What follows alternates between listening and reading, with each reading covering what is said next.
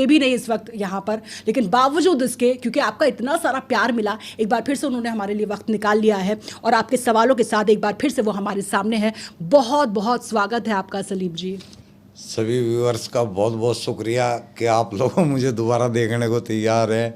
नहीं तो देसी आदमी कौन सुनना चाहेगा हमारे पे बोलने तक की तमीज़ नहीं है, किससे कैसे बात करनी है कैसे नहीं, कुछ सीखा ही नहीं है ढंग से। बड़े आदमियों में उठ बैठ नहीं रही, असभ्य लोगों के बीच रहे तो सभ्यता है भी नहीं अपने अंदर। बहुत बहुत शुक्रिया जी। वही बात है सलीम जी कि आप में बिल्कुल भी बनावट नहीं है और यही बात है कि जो दिल से आपने महसूस किया और जो वाजिब सवाल आपने पूछे वही सवाल ऐसे हैं जिसने लोगों को आपके साथ जोड़ा। और इतनी बड़ी तादाद में वो जो एक मुस्लिम मूवमेंट आप चला रहे हैं उसमें आप देखिए किस तरीके से आपके हाथ को लोग मजबूत कर रहे हैं। लेकिन मैं देख रही हूँ आपके हाथ में चोट है, अगर आप दिखा पाएँ। हाँ ये वही हैं, चोटें बहुत हैं, शरीर सारा फुट्टा पड़ा है। अब इसमें ज़्यादा जख्म सा हो गया था तो दवाई लगानी ज़रूरी समझी धूल मिट्टी से बचने के लिए। नहीं तो मैं इतनी ज़्यादा केयर करता नहीं हूँ, पर दिक्कत तो है, शरीर में दर्द तो होता ही है। सलीम जी हुआ क्या था? देखिए पहलगाम अटैक हुआ था और उसके विरोध में क्या आप पहुँचे थे कश्मीर में? देखिए हम तो अच्छे काम के लिए गए थे, हमारे मन में बुरा काम है ही नहीं। हम मानवता के लिए काम कर रहे हैं, हम अपने मुस्लिम भाइयों के लिए ही काम कर रहे हैं। हम उनको जो है कुरान छुड़ा के उनके हाथों में जो है किताबें पकड़ाना चाह रहे हैं, उनकी तरक्की चाह रहे हैं, लोग उनकी इज्जत करें ये चाह रहे हैं। हम मुसलमानों से मुसलमान कौन है? हमारे अपने ही तो हैं, मेरे खुद के परिवार वाले मुसलमान हैं, चाचा ताऊ मामा फूफा इनके बच्चे ये सब मुसलमान ही तो है। तो हम इनके खिलाफ थोड़ा ही जा सकते हैं। हमें तो इनकी ज़रूरत है, कदम कदम पे ज़रूरत है। हमें तो रिश्तेदारों की ज़रूरत है। तो हमें ये लगा कि जब हमने पढ़ लिया, पता चल गया कि ये अल्लाह की किताब नहीं है, तो हमारा भी फ़र्ज़ बनता है कि हम अपने बच्चों तक ये बात पहुँचाएँ। हम एक एक को पकड़ के तो नहीं कह सकते, इसलिए हमने चैनल बनाए या पॉडकास्ट के ज़रिए अपनी बात रख रहे हैं ताकि उन लोगों तक भी ये बात पहुँचे और जो और मुस्लिम लोग हैं उन तक भी ये बात पहुँचे। तो हम गए थे वहाँ एक अच्छे काम के लिए, लेकिन हमने पहले ही वीडियो बना के गलती कर दी। गलती क्या कर दी? अब तो हमें लग रहा है कि जो कुछ हुआ है वो अच्छा हुआ है, हमारे लिए भी अच्छा हुआ है और भारत के लिए भी अच्छा हुआ है।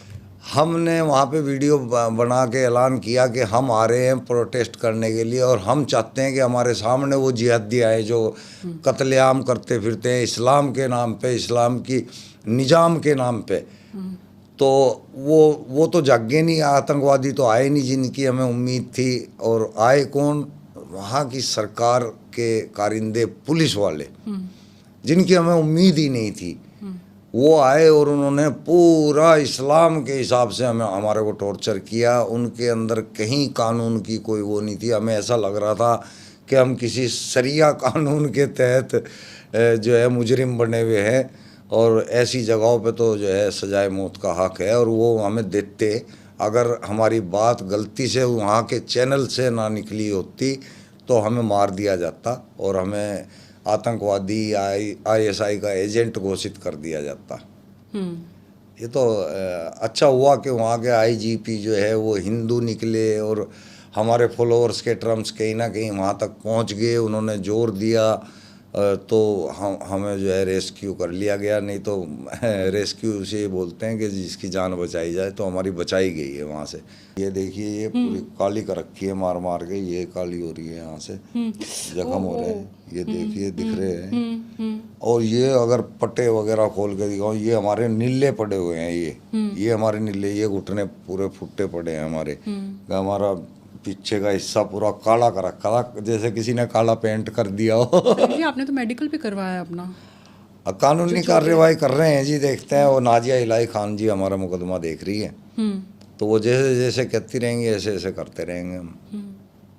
लेकिन इतनी पिटाई क्यों हुई, आपको क्या समझ में? वो जिहाद वही है ना कि हमने कानून तो कोई तोड़ा नहीं है। अगर तोड़ा होता तो हम जेल में होते हैं आज।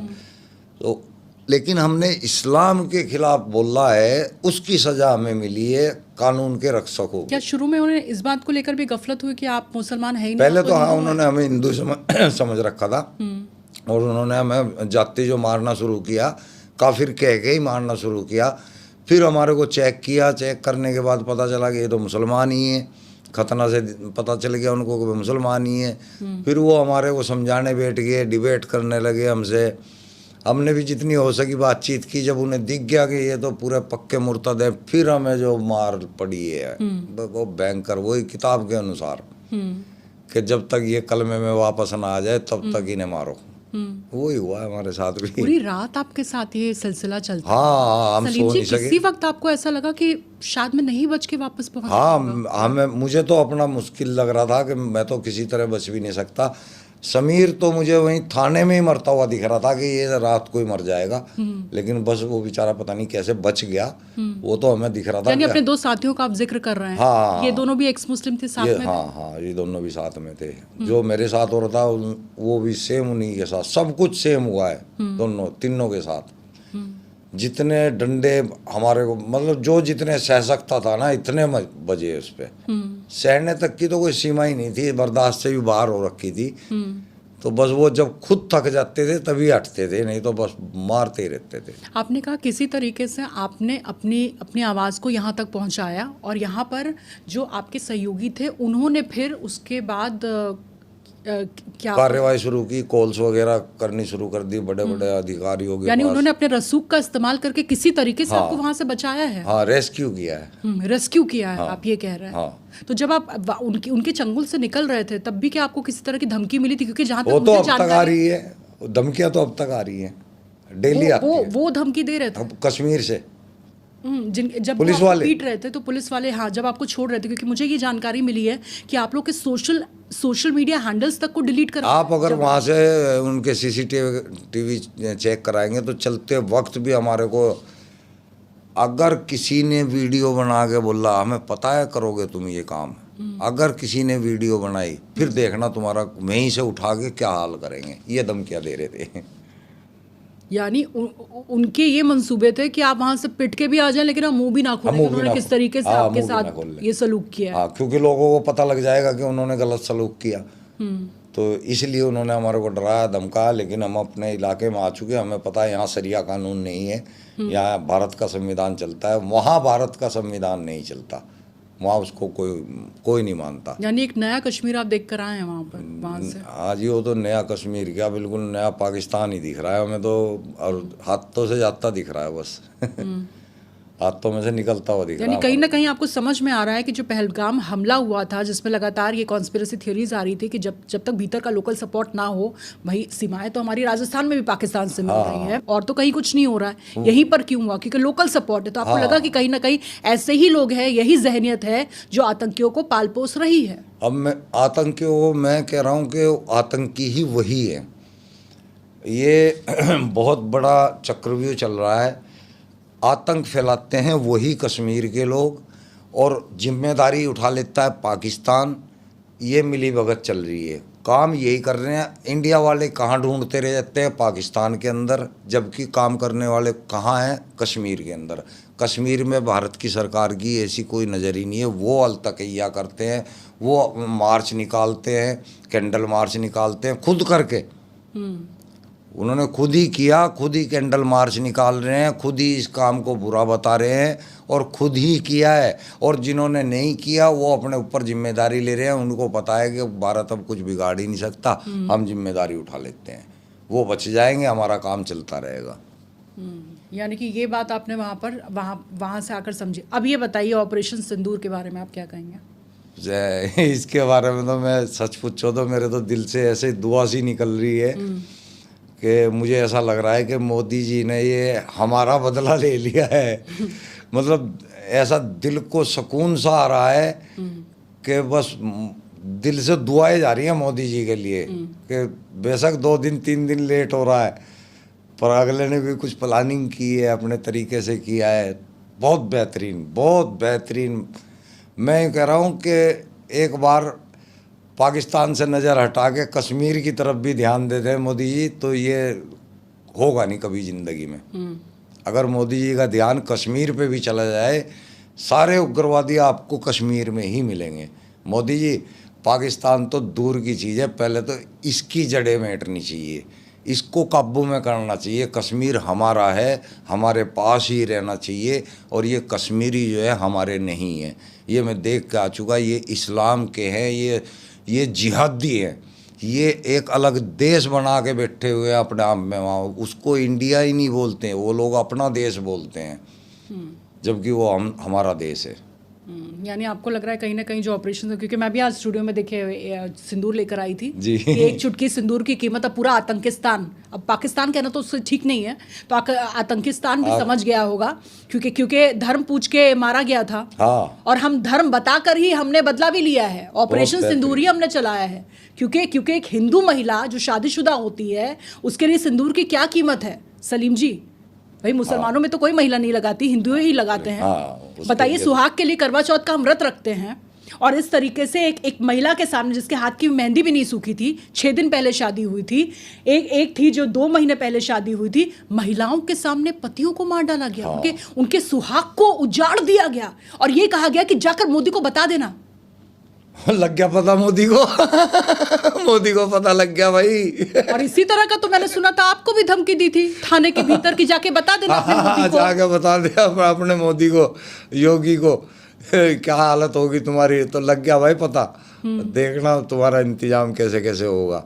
अभी तो टेलर है, तो ये तो टेलर है, पता नहीं आगे मोदी जी ने क्या सोचा हुआ क्या नहीं सोचा हुआ, ये तो आगे पता लगेगा। आपको लग रहा है सलीम जी कि इस वक्त पूरे देश को एक हो जाना चाहिए और बिल्कुल और पाकिस्तान का फुल एंड फाइनल कर देना चाहिए? बिल्कुल कर देना चाहिए जी, इसको बिल्कुल जड़ से समाप्त कर दो। मत देखो कि वहाँ गेहूं के साथ गुण पिस रहा है नहीं पिस रहा, वो गुण भी जिहाद लिए बैठे हैं।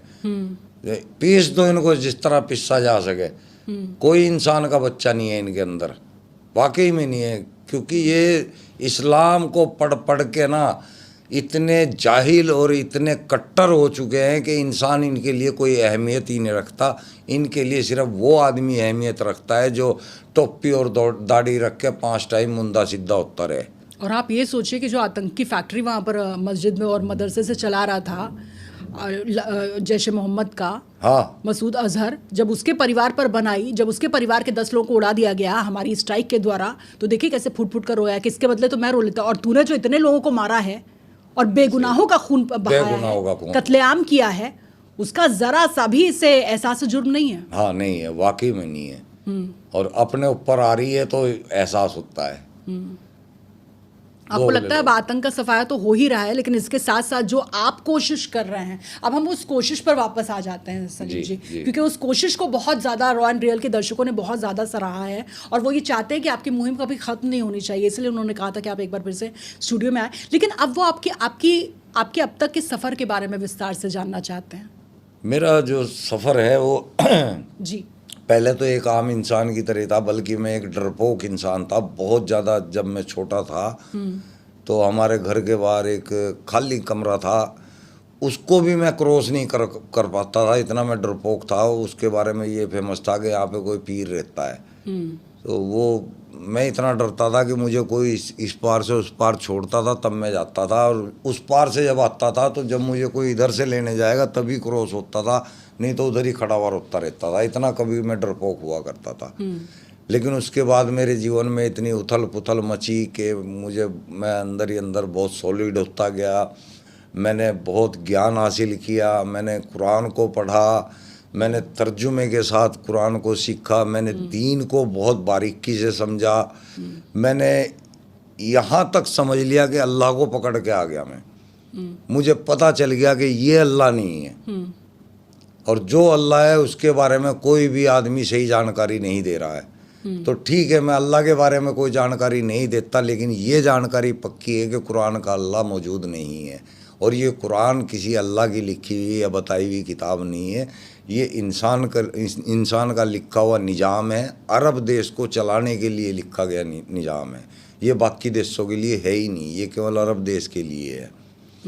तो अब ये समझा रहे हैं बहुत, ये जर्नी मेरी बहुत उथल पुथल की रही है। अब तक मैं मौलवी भी रहा हूँ, मैं मज़ार के ऊपर भी बैठा हूँ, मैंने अच्छे काम भी किए, मैंने बुरे काम भी किए, मैंने सभी तरह के तजर्बे जो है हासिल किए। उसके बाद तब जाके लोगों को बताना शुरू किया कि भाई ये कुरान अल्लाह की किताब नहीं है, और मोहम्मद साहब किसी अल्लाह के रसूल नहीं है। किताब मोहम्मद साहब ने ही तैयार करवाई है स्क्रिप्चर के हिसाब से। अगर मैं उससे भी आगे जाता हूँ, मैं उससे भी आगे जा चुका, मैंने मोहम्मद साहब को असल में ढूंढने की कोशिश की, इतिहास में ढूंढने की कोशिश की, तो मुझे इतिहास में मोहम्मद साहब, अबू बकर, हजरत उमर, आयशा, ये जो नाम है ना, ये इतिहास में ही कहीं देखने को नहीं मिले। मुझे मक्का भी मैप के अंदर ना 5वीं शताब्दी में मिला, ना 6वीं में मिला, ना 7वीं में मिला, 8वीं शताब्दी में जाके मक्का जो है मैप के अंदर एक ऑटोमेटिक आ जाता है। तो ये सारी प्लांट की हुई मजहब जो है पूरा प्लांट किया हुआ है। अब्बासी मजहब है ये। पारसियों ने इसमें नमाज घुसेड़ दी है और अलग अलग फिर इसमें फिरके बनते जा रहे हैं। जी, खतने का भी मैंने देखा है इसमें रिवाज, उसके बारे में भी काफ़ी खतना आपत्ति है आपको? खतना जो है मैं इस पे कोई ज़्यादा आपत्ति नहीं रखता हूँ खतना के ऊपर, पर ये एक मजहब के नाम पे होती है, वो आपत्ति है, वो गलत है। अगर किसी का मन कर रहा है कि भाई अपने साफ सफाई के लिए उसे खतना करानी चाहिए, तो मेडिकल से चेक करेंगे पहले इसका कोई नुकसान तो नहीं है, उसके नुकसान पे ध्यान दे, अगर नुकसान नहीं है तो करा लो। पर अगर मजहब के नाम पे करा रहे हो तो मूर्खता है। सलीम जी, एक बार फिर से विस्तार से, क्योंकि आपने बताया था जैसे आपका बचपन था, बचपन में आपने बहुत ज़्यादा कुरान पढ़ा, जिस स्कूल में आप थे, फिर धीरे धीरे आपने क्या मदरसों में भी तालीम हासिल की थी? हाँ, मदरसे में मैं एक्चुअली सिर्फ मौलवियत के लिए गया, इसके अलावा मदरसे में मैं नहीं गया, क्योंकि मदरसे वाला काम मेरा स्कूल में ही पूरा हो गया। मदरसे के अंदर कुरान पढ़ाते हैं, हाफजा कराते हैं, फिर आगे बड़े दारुल उलूम में चले जाओ तो वहाँ मौलवियत वगैरह, कारियत, है ना, ये चीज़ें आ जाती हैं। तो मुझे तो स्कूल से ही मदरसे वाली चीज़ मिल गई थी, मुझे मदरसा जाने की ज़रूरत नहीं पड़ी। लेकिन मदरसा चूँकि मेरे घर के सामने है तो वहाँ की सारी एक्टिविटीज़ का मुझे पता रहता है। वहाँ पे हमारा खेलना कूदना मदरसे के अंदर ही रहा है सारा। तो मदरसे में सिर्फ मैंने जो है तर्जुमे लिए, इसके अलावा और कुछ नहीं। जी, मदरसे में ठीक है। उसके बाद मदरसे को लेकर भी आपने काफ़ी अहम बात कही कि वहाँ पर कहीं ना कहीं आतंकी बनाने की फैक्ट्री होती है। हाँ, वो जहन में इस्लाम के लिए डालते हैं ना, जो भी इस्लाम के ऊपर अमल करेगा वो आतंकी होगा। अल्लाह खुद जो है कहता है कि मैं लोगों के दिलों में दहशत भर दूंगा, टेरर भर दूंगा। तो जो टेरर डालता है उसी को आतंकवादी कहते हैं। तो जो इसको फॉलो करेगा वो जहन के अंदर आतंक, हिंसा, अमानवीय यही चीज़ कर पाएगा। मानवता या इंसानियत तो वो कर ही नहीं पाएगा। ये आपको लगता है? लगता नहीं है, लिखा हुआ है। जो आदमी काफिरों को मारेगा, काफिरों से दुश्मनी रखेगा, काफिरों को दोस्त नहीं बनाएगा, वो मानवता फिर कौन सी किसके साथ करेगा? मुसलमान के साथ करेगा। ये काहे की मानवता है फिर? मदरसे में और आपने क्या देखा था जिसका? यौन शोषण चलता है वहाँ पे मदरसे के अंदर। आए मदरसे के अंदर पकड़े जाते रहते हैं मौलवी, लेकिन ये लोग उसको जो है हाईलाइट नहीं होने देते। मुसलमान उसको अपने इस्लाम की बेइज्जती मानते हैं और उसको 2-4 हाथ मार के उसको भगा देते हैं। कभी कभी कोई ऐसा केस होता है जिसमें हिंदू शामिल हो जाता है, बीच में घुस जाता है, तो वो आदमी थाने, हाँ, वो केस हाईलाइट हो जाता है, वो पुलिस थाने तक पहुँच जाता है। आप मौलवी एक वक्त बन गए थे? हाँ, मौलवी बन गए थे। हाँ। उसके बाद फिर? उसके बाद वहीं से मैं जो है वक्फ बोर्ड में शामिल हुआ था, और फिर मैं 1 साल के बाद कोशिश कर के जो है एक मज़ार हथिया लिया था मैंने। वहाँ मेरी कमाई भी अच्छी चल रही थी और वहीं पे रहते रहते मैंने 2 हलाले भी किए थे। वहीं से सब कुछ मेरा जीवन जो है स्टार्ट हुआ था और वहीं मुझे समझ आई थी, वहीं से मैंने जो है इस्लाम को बिल्कुल छोड़ दिया था। मतलब इस्लाम तो पहले से मेरे अंदर से ख़त्म हो चुका था, लेकिन बाहर में लोगों के साथ ज़्यादा जिक्र नहीं करता था। लेकिन वहाँ बैठ के फिर मैं लोगों के साथ इस बारे में बातचीत करने लगा कि भाई ये लोग आप वेस्ट कर रहे हो, ऐसी कोई ताकत नहीं है, ऐसी कोई शक्ति नहीं है जो आप लोगों को सुन के दुआ कबूल हो जाए और आपके काम हो जाए। ऐसा नहीं होता। कार्य करोगे, उसको उसके निवारण के लिए कोई युक्ति दवा लगाओगे तो होगा, ऐसे नहीं होगा। तो वो बातें फिर आगे तक पहुंच गई, फिर मुझे हटा दिया। बस तब से फिर मैं अपना यहाँ लोनी गाजियाबाद आ गया था, दुकान खोल के बैठा हूँ, अपना काम कर रहा हूँ। और जो टाइम बचता है उसमें यूट्यूब, फेसबुक, इंस्टा के ज़रिए लोगों तक इस्लाम की बात पहुंचाता हूँ। अब तो बल्कि जो है ज़्यादा टाइम इसी में लगा रहा हूँ। सलीम जी, क्या कोई मज़ार भी आपने बनाई थी जिसका हाँ आप जिक्र कर? हाँ, मैंने एक तो मतलब वैसे तो 2 बनाई थी मैंने, लेकिन एक तो इस टाइम बढ़िया चल रही है, उस पर कमाई हो रही है। आते आते ड्राइवर पैसे फेंकते कौन सी हैं। जगह ये अम्बाला से नारायणगढ़ रोड पड़ता है, काला अम्ब से पहले पड़ता है, और मेन रोड पे एक ही मजार आएगी और कोई नहीं आती। वो बहुत बड़ा बरगद का पेड़ है, वो सड़क के ऊपर पूरा ऐसा लटका हुआ है। वो डेंजर लुक आता है उसका दोनों कोनों से, जब कोने ऐसे देखते हैं ना, बहुत डेंजर लुक आता है। वो मजार मेरा तैयार किया हुआ है, वहाँ कुछ भी नहीं था। मैंने चादरें वादरें बांध के सब तैयार कर दी, वहाँ पे गुल्लक वुल्लक रखी। कुछ दिन हमने कमाया, और अब वहाँ वो बढ़िया चल रहा है वहाँ पे। तो आपको लगता है मज़ार का यही यही धंधा चल हाँ, रहा है देश में? मैक्सिमम सारे यही है। मैक्सिमम क्या, 100% ही सारे ऐसे ही हैं। अंदर कुछ भी नहीं है। किसी किसी जगह जैनवन कोई आदमी दबा हुआ है, तो जो दब गया उसको वो क्या कर लेगा, कुछ नहीं कर सकता। जो मर गया वो मर गया, ख़त्म। क्योंकि कभी कभी तो हमने रेलवे स्टेशन वगैरह ऐसी हाँ, ऐसी जगहों पर हम मज़ारें देख लेते हैं जहाँ पर पुल के ऊपर, सोच से परे होती है कि मज़ार यहाँ कैसे बन गई। पुल के ऊपर, रेलवे ब्रिज के ऊपर। अब ब्रिज अभी बनने लग रहे हैं, पीर बाबा पहले ही तैयार हो गए वहाँ पे। तो ये आदमी खुद सोचे कि भाई यार, मज़ार होती क्या है वैसे, आप अगर समझाएं? असल में तो मजार जो है ये चिनाई, ईंट, पत्थर वगैरह ये तैयार करी हुई हैं, पर लोगों को ये बताया जाता है कि यहाँ पे फला फला हजरत जो है वो इंतकाल फरमा गए थे, उनकी कब्र है या उनकी मिट्टी है यहाँ पे। ऐसी ऐसी अफवाहें फैला के रखते हैं। आदमी खुद सोचे यार, इतना बड़ा पीर पैगंबर वो रेलवे स्टेशन की पटरी पे जाके मरेगा, वो रेलवे ऊपर ब्रिज के ऊपर जाके मरेगा, वो सड़क के किनारे दम तोड़ेगा। यार इतने अच्छे अच्छे आदमी, इनको इज्जत की मौत नहीं मिली किसी को। ऐसी मौत मिली इनको कि कोई देखने सुनने वाला भी ना हो। तो जिनको ऐसी मौत मिली वो तुम्हारे लिए क्या कर लेंगे यार। खुद तो सोचो समझो इतना। और इस मज़ार के मायने क्या होते हैं? लोग वहाँ पर ये सोच कर जाते हैं कि हमारी दुआएं कबूल हाँ, ये सोच के जाते हैं कि चाहते हमारे चाहते दुख जो है वो दूर हो जाएंगे, हम यहाँ खड़े होकर दुआ मांगेंगे तो वो पूरी हो जाएगी हमारी, ये सोच के जाते हैं। और भीतर कुछ नहीं होता, इस तरह का व्यापार किसी चलता का है अगर आपके मुसलमानों की दुआ पूरी होती ना, तो अब तक मोदी और योगी कब के ख़त्म हो जाते। हर मुसलमान मोदी और योगी के लिए बद्दुआ करता है, हर नमाज में बद्दुआ होती है। लेकिन जिंदे अगले और बढ़िया काम कर रहे हैं, इससे पता लगता है कि दुआ बद्दुआओं से कुछ नहीं होता। कहा तो यही जा रहा था कि जो मस्जिद में, मदरसों में जो जो मौलवी वहाँ पर होते हैं मस्जिदों के, तो उन्हें शिफा हासिल होती है। तो अगर आपको कोई परेशानी है, आपके ऊपर कोई काला तंत्र किया गया है या कोई बीमारी घंटे की कोई शिफा हासिल परेशानी होती है। उसी आप खुद क्योंकि एक मौलवी रह चुके हैं, इसलिए हमने सोचा क्यों ना आपसे पूछें। उसी मौलवी को जब हल्का सा जुकाम आता है ना, वो सबसे पहले स्टोर पे जाके खड़ा हो जाता है। वो अपने लिए शिफा नहीं मिलती उसको, जरा सी भी कोई दिक्कत होती है। ये जितने बड़े बड़े आलिम हैं आप देख लेना, सारे अस्पतालों में मिलेंगे। ये खुद क्यों नहीं दुआ मांग के ठीक होते भाई? ये दुनिया को तस्बीह बताते हैं, दुनिया को पानी झाड़ के फूंक के देते हैं, उसको दम करते हैं लोगों को। अपना आप को क्यों नहीं करते हैं? अपना आप क्यों हल्का सा जुकाम होते हैं अस्पताल की तरफ भागते हैं? इस तरह की आपकी क्योंकि भी इनको ट्रेनिंग पता हुई? है, इनको पता है कि कुछ नहीं होएगा। ऐसी ट्रेनिंग आपकी भी हुई? सबकी होती है, हमारी भी। जी, आप कर लेते थे ये सब? हाँ, मैं ये सारे काम करता था।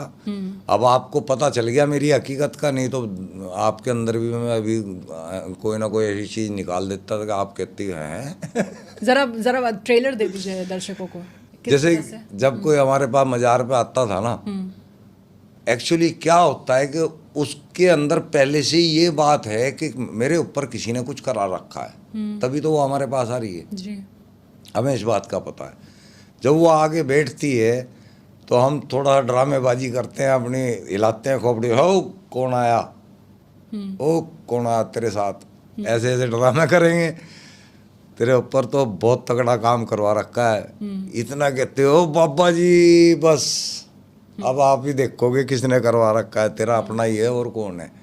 अब वो आदमी का पहले से ही अपनों पे शक होता है, वो कहते हैं हाँ बाबा जी बस हो जाएगा भाई इंतजाम, कोई बात नहीं, इसकी भी जो है तस्बीह करेंगे, तेरी कोई ना कोई जो है चिल्ला निकाल लेंगे, तेरा करेंगे भाई, तेरा इंतजाम, खर्चा बोल देते हैं उसको, भाई इसमें इतना खर्चा तेरा लग जाएगा।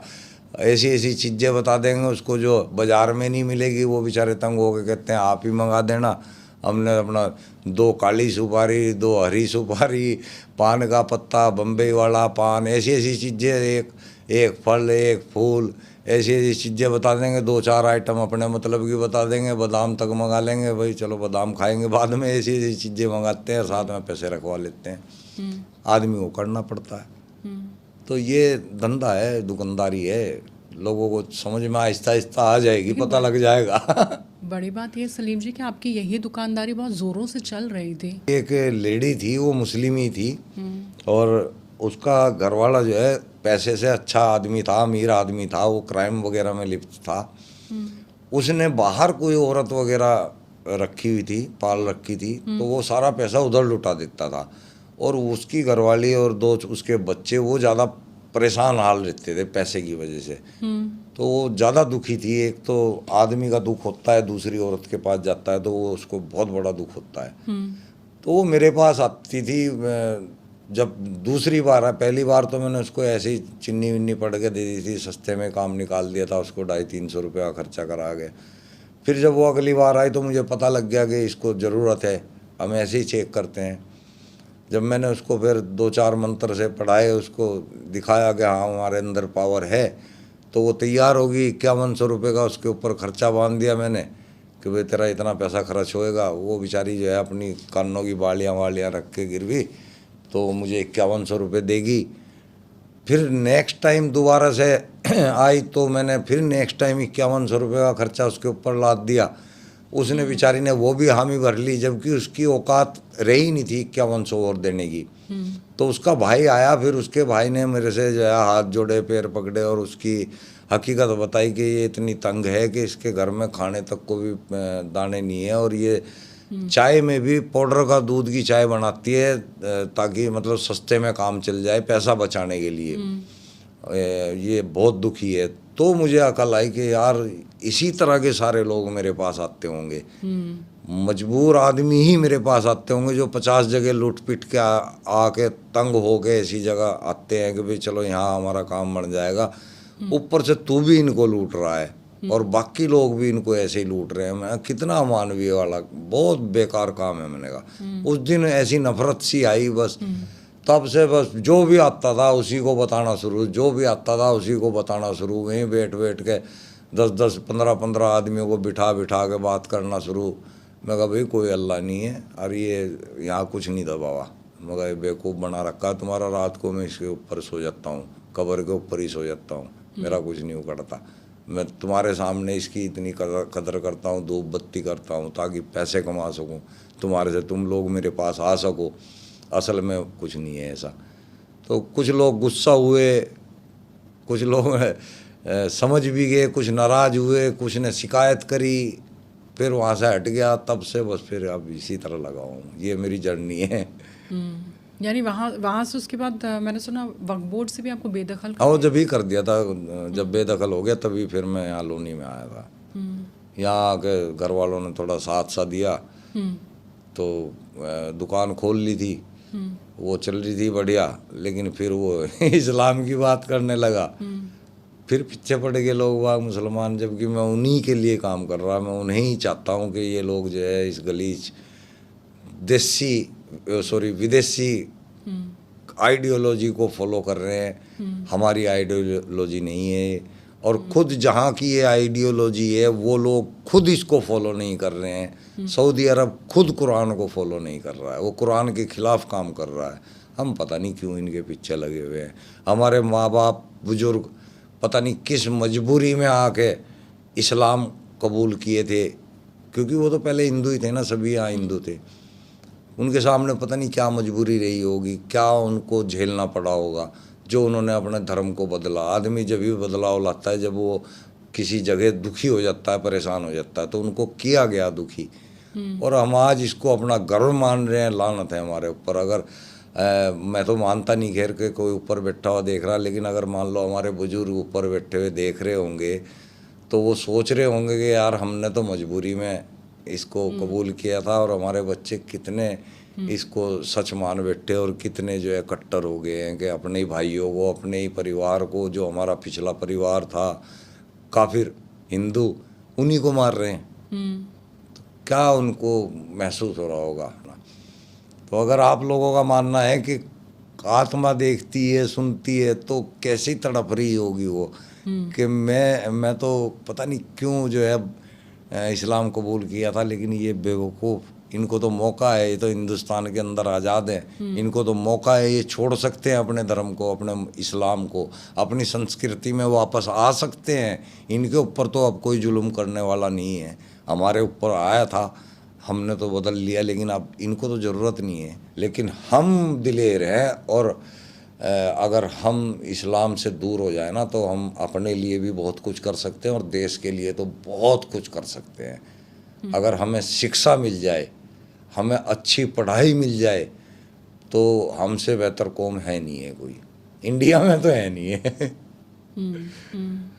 तो आपको लगता है कहीं ना कहीं इसी तरीके से बरगलाने की कोशिश की गई है? ये मुल्ला बरगलाते हैं ना, इसीलिए तो बरगलाते हैं, क्योंकि इनका 10% होंगे ये मुल्ला लोग जो कि हम जैसे मुसलमानों को यूज करते हैं, मेहनत हम करते हैं सुबह शाम तक, और ये शाम को मस्जिद में आओ अल्लाह के शेरो, आओ अल्लाह के शेरो, आओ मस्जिद में तामीर चल रही है, आओ जमात जाएगी उसके लिए दान करो, चंदा दो, ये वहाँ बैठ के हमसे छीन लेते हैं। हमारे बच्चों की जो हक है हमारे बच्चों का, वो ये ले जाते हैं हमसे, देते हम खुश हो के हैं, हम अल्लाह का नाम सोच के देते हैं खुश हो गए, ये हमें अल्लाह के नाम पे लिए दे रहे हैं। हाँ, ये अल्लाह के नाम पर हमें लूट रहे हैं, और ये खुद अल्लाह को नहीं मानते। जो मस्जिद और मदरसों के अंदर बैठे हुए हैं ये खुद भी अल्लाह को नहीं मानते।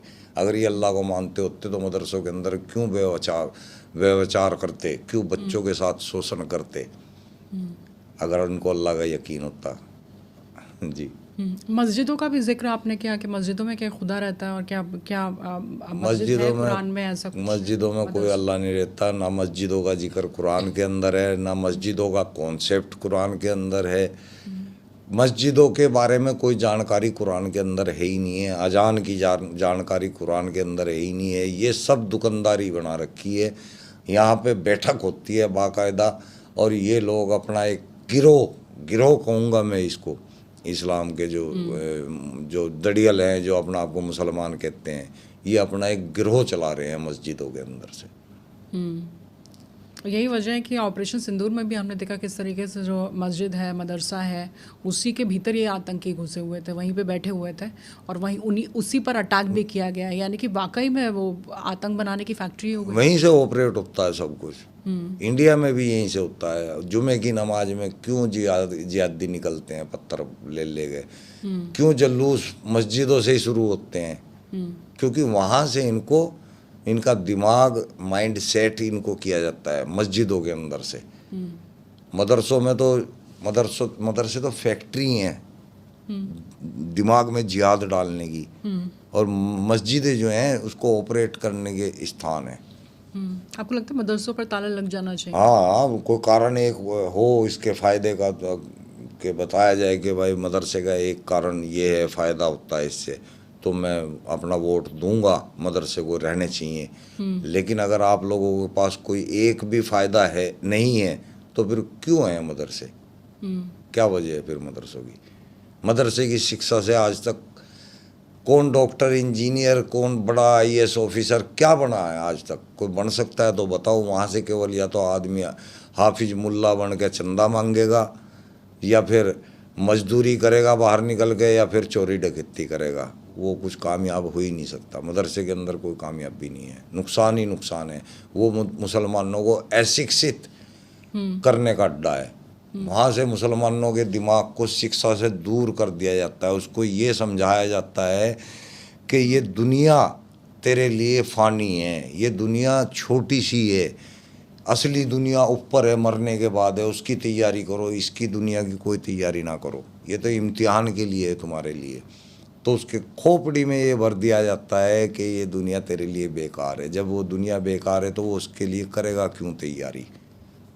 ये माइंडसेट मुसलमान का करा जाता है। और हिंदुओं के लिए कहा जाता है कि जिसको देखते नहीं हो, जिसको जानते नहीं हो, उसको देवता बना के पूज रहे हो। और आपको लोगों को भी तो ऐसा ही एक सब्ज बाग दिखाया जाता है मरने के बाद। हाँ, हमें देखा है। हाँ, हमें LIC के बाद एक यही संस्था ऐसी है जो मरने के बाद के सारे फायदे दिखाती है, जीवन में इसका कोई फायदा नहीं है। सही बात है, 72 हूरों से लेकर तमाम फायदे।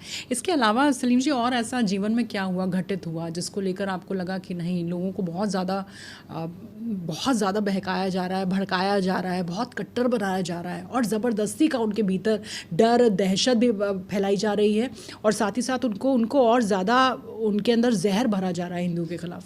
एक्चुअली यहाँ मैं वैसे अपने परिवार का जिक्र करता नहीं हूँ, लेकिन मैं फिर भी कर रहा हूँ कि एक दिन की बात है, ये अभी यहाँ पे बुलंदशहर के अंदर कोई 5-6 साल पुरानी बात होगी शायद। एक बहुत बड़ा जलसा कर रहे थे ये लोग हिंदुओं के खिलाफ, यानी कि वो जिसमें एक पुलिस इंस्पेक्टर भी मारा गया था, मुझे याद नहीं आ रहा इस जलसे का नाम क्या था, बहुत बड़ा हुआ था, ये हिंदुओं के खिलाफ हुआ था। मेरा बेटा आया और कह रहा है कि मैं जाऊंगा और हमें जाना चाहिए, दीन के लिए अगर हमें इकट्ठे नहीं हो सकते तो फिर हमारी ज़िंदगी का फ़ायदा क्या है।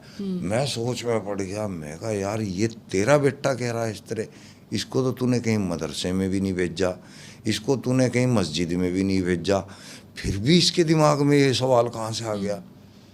अच्छा, मेरी घरवाली, उसको अपने बच्चे का फिक्र सबको होता है भाई, उसको डर लगा, उसने कहा बेटे नहीं ऐसी जगह नहीं जाना, अपने घर में रह के दुआ मांग लेंगे हम, ऐसी जगह नहीं जाना, वहाँ कुछ भी हो सकता है, भगदड़ में आदमी मर जाते हैं, वहाँ बहुत कुछ हो सकता है, नहीं बेटे मैं नहीं जाने दूंगी।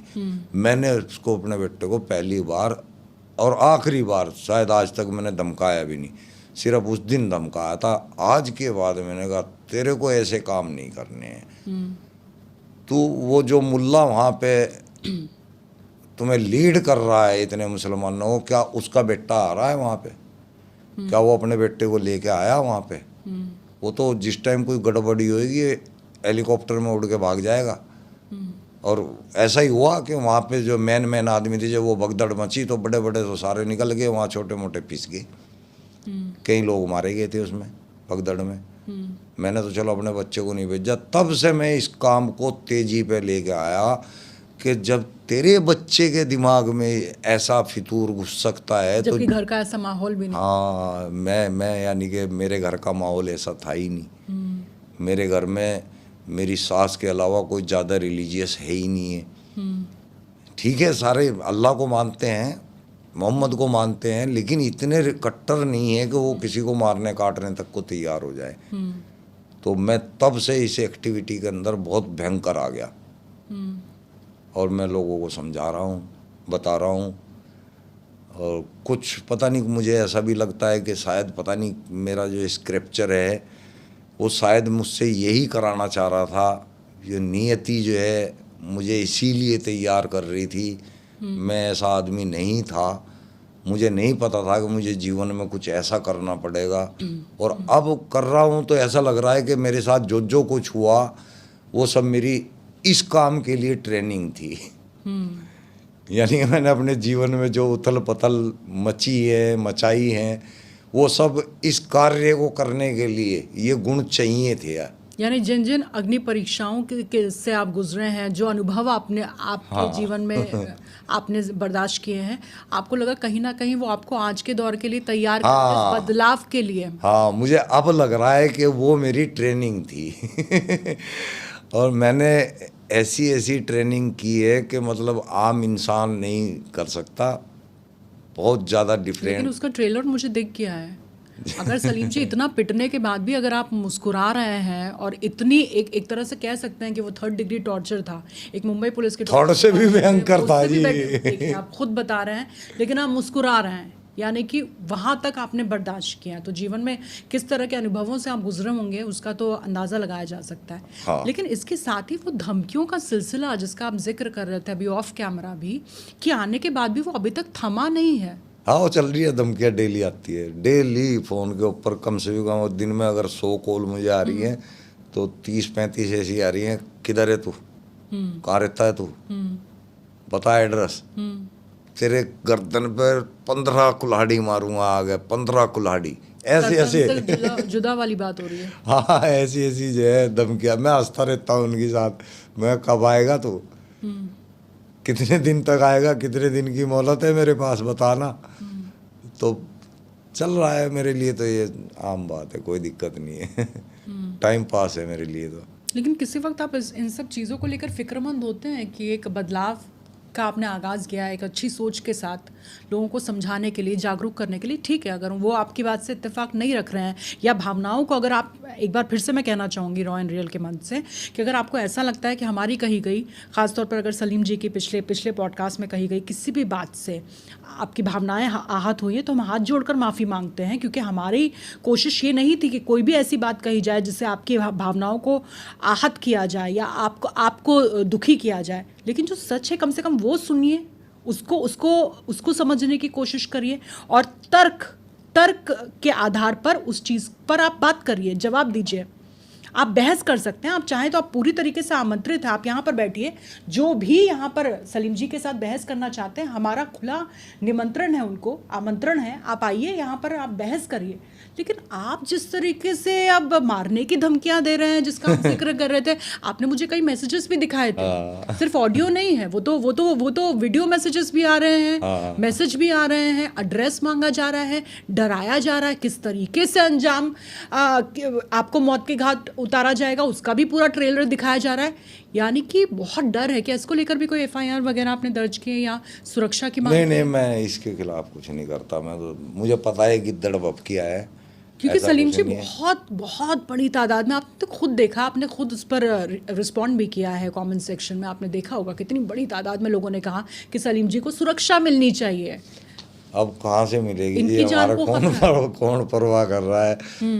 कुछ हिंदू लोग हैं जो सपोर्ट करते हैं, सरकार कहाँ है ऐसे इतना, कोई छोट भैया नेता होगा उसके पीछे तो लगा देंगे 4 पुलिस वाले। कोई मानवता का काम करते हुए मर जाएगा तो उस पर चद्दर भी चढ़ाने को तैयार नहीं होगी सरकार। तो ठीक है, हम तो ये चाहते हैं मोदी जी भी जो है अपना काम करते रहें, सुरक्षा देखी जाएगी, जो होगा निपट लेंगे, कोई ऐसी बात नहीं। बाकी जो आपने ये कही थी ना कि डिबेट के लिए आ सकता है कोई सवाल के लिए, हमने अभी हाल ही में 6 मई का प्रोग्राम था हमारा, यति नरसिंहानंद जी ने, और हमने मिलकर बाकायदा 15 मौलानाओं को चिट्ठी भेजी थी, ईमेल किए थे और बाई डाक भी दिया था। यानी कि प्रोसेस के साथ, रिकॉर्ड के साथ हमने मौलाना साद, मौलाना मदनी, अरशद मदनी, ओवैसी, ये 15 मौलानाओं को चैलेंज दिया हुआ था हमने 6 मई के लिए।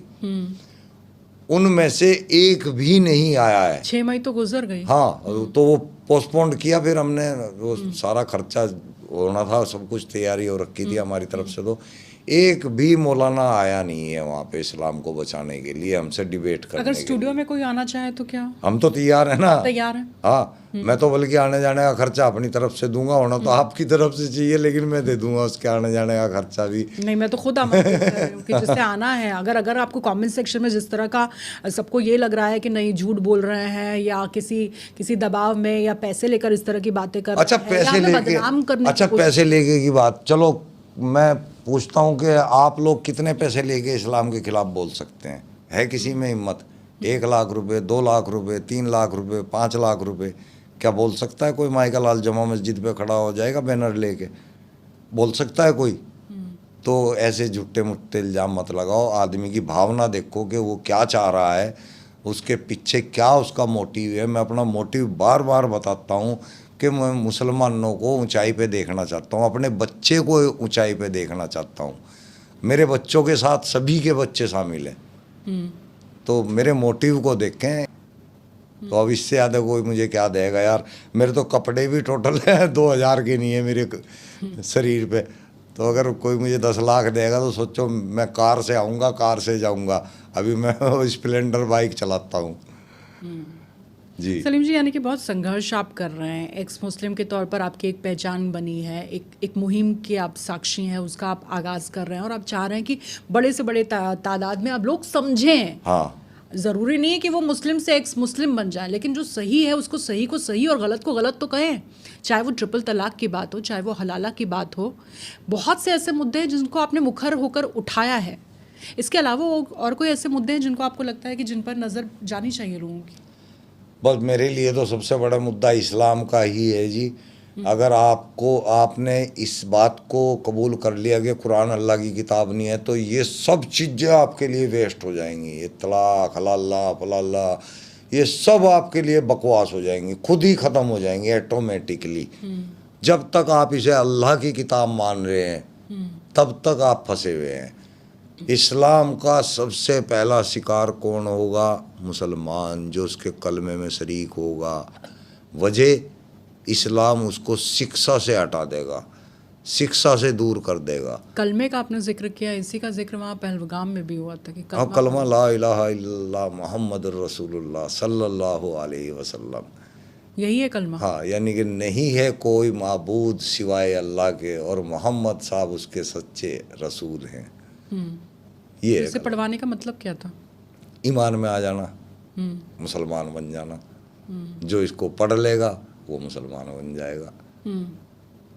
जी। तो इस तरह की कट्टरता की तो हम खैर पूरे देश ने उस चीज़ को महसूस किया था पहलगाम अटैक के समय। लेकिन सलीम जी, अब आगे के लिए भविष्य आप क्या देखते हैं? भविष्य मेरे को लग रहा है इंडिया का तो अच्छा है।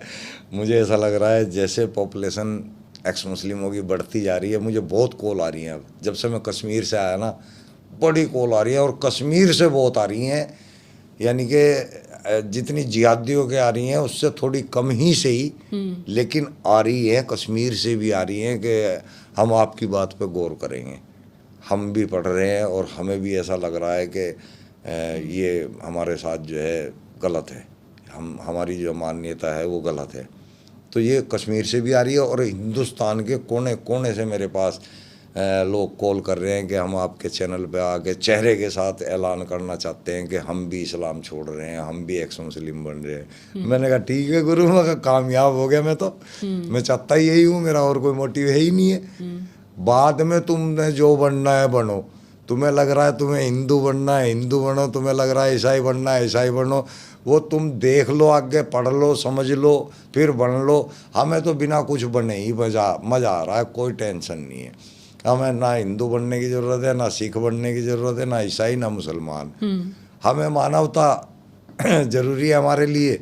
अगर हम मानवता को मान रहे हैं तो बढ़िया है, हम ठीक है। बस कहा यही जाता है ना कि इंसानियत से बड़ा कोई धर्म नहीं है ही नहीं। अगर आप इंसान को इंसान भी समझ लें, हाँ, और उस चीज़ के लिए भी उसका सम्मान कर लें, तो इतना भी बहुत हो काफ़ी जाता है। है। लेकिन अपने से नीचे किसी को समझना, उसे काटना, मारना, टट्टी इस तरह समझना, की बात करनी, टट्टी समझ, आप लोग टट्टी हो इस्लाम के हिसाब से।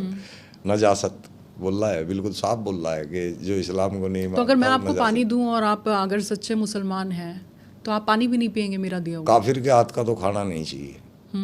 काफिर से तो दूरी बताइए, दूरी का मतलब तो दूरी होता है, फिर वो हर चीज से दूर हो जाता है आदमी। काफिर के लिए तो यही है। लेकिन ये लोग मतलब ही हैं आधे से ज़्यादा। जब काफिर से पैसा मिलता है फ़ौरन ले लेते हैं, काफिर से टैक्स मिलता है फ़ौरन ले लेते हैं। बैंक में भी तो पैसा रखिएगा, वहाँ का इंटरेस्ट नहीं खाते क्या? हाँ, और इंटरेस्ट भी तो खाते हैं। इंटरेस्ट खाने वाले को अल्लाह ने तो यह सूरत बकरा की 275 के अंदर बता दिया है कि जो ब्याज लेगा और देगा वो जो है सबसे बड़ा गुनहगार होगा, अल्लाह का कबीरा गुनाह बताया इसको। 8 जगह कुरान की, आले इमरान है, सूरह निसा है, 8 जगह जिक्र है इसका कि जो ब्याज लेगा या देगा वो जो है अल्लाह का सबसे बड़ा दुश्मन है। और ये ले रहे हैं, जब 10 रुपये भी बैंक में पड़े हैं तो ब्याज तो आएगा ही आएगा। अब ये नहीं कहा अल्लाह ने कि तुम उसको अच्छे काम में लगा दोगे तो तुम्हें बकस दूंगा, कहीं नहीं कहा। अल्लाह ने सिर्फ ये कहा है कि जो लेगा या देगा वो मेरा दुश्मन। तो अगर तुमने ले लिया, और चाहे तुम अब से अच्छी जगह लगाओ या बुरी जगह हो, अल्लाह के दुश्मन तो होगे।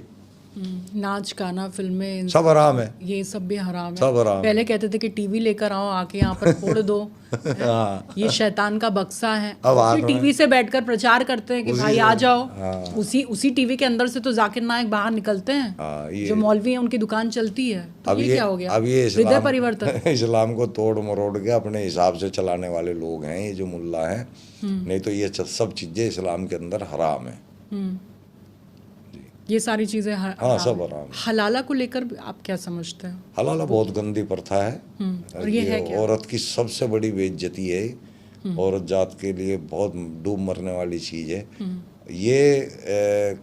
अगर मर्द अपनी औरत को तलाक दे देता है और उसको ऐसा लगता है कि मैंने गलत कर दिया है, गुस्से में आके तलाक दे दी है, तो वो फिर अगर उसे पाना चाहता है तो उसका प्रोसेस ये है कि पहले उसे अपनी बीवी की शादी किसी और से करानी होगी, वो उसके साथ सेक्स करेगा, सेक्स करने के बाद फिर वो उसको 3 तलाक देगा, 3 तलाक के बाद फिर वो उसकी इद्दा करेगी, इद्दा के बाद फिर वो जो है उसकी घरवाली बनेगी।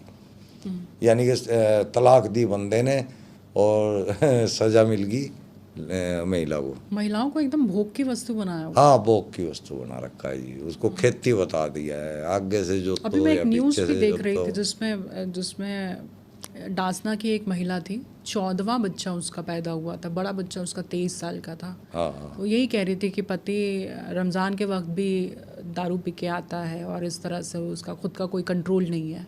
14 बच्चे पैदा किए हैं और 2 वक्त के खाने के लिए पूरा परिवार तरस रहा था। राशन कार्ड पर सिर्फ एक ही का नाम था, तो गुहार लगा रही थी कि किसी तरीके से मेरे बच्चों को 2 वक्त का खाना मिल जाए। मतलब पैदा करो तुम अल्लाह की खेती बोल के और पालेगी तुम्हें सरकार, ये कहाँ का वही लॉजिक है वही।